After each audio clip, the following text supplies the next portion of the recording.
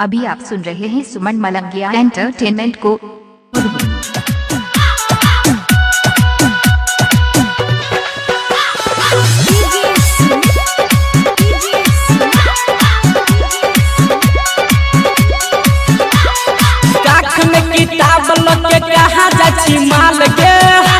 सुमन मलंगिया, सुमन मलंगिया।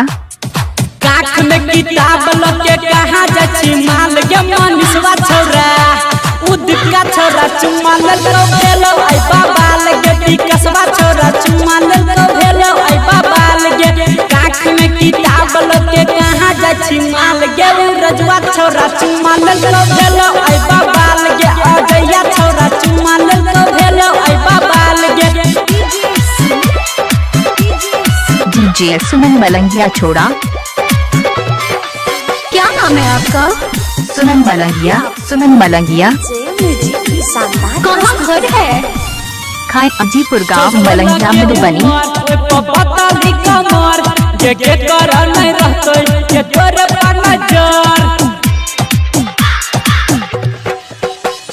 सोलह के उम्र पता नहीं कमर ये करा नहीं रहते ये तोरे पर नजर आ डीजे वाला छोरा तोरा कह सुन माल गे। हाँ डीजे वाला छोरा तोरा कर सुन चाल गे गुडुआ छोरा राहुलवा छोरा चुम्मा ललो भेलो आई बाबा लगे रत्नेशवा छोरा चुम्मा ललो भेलो आई बाबा लगे।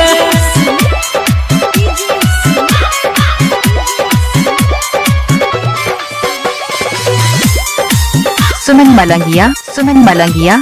मोबाइल नंबर 8882452308 है। तू लागै छी बंगाली देखो के सुना तोरा मारा छो बताली और हची ओनी जाली तू लागै छी बंगाली देखो के सुना तोरा मारा छो बताली आ वासुदेवपुर के छोरा सब कहै छ कमाल गे। के छोरा सब कहै छ कमाल गे उड़िया छोरा किसनवा छोरा चुम्मा ललो भेलो आई बाबा लगे रमनजी छोरा चुम्मा। डीजे सुमन मलंगिया मधुबनी। मोबाइल नंबर 8882452308 है।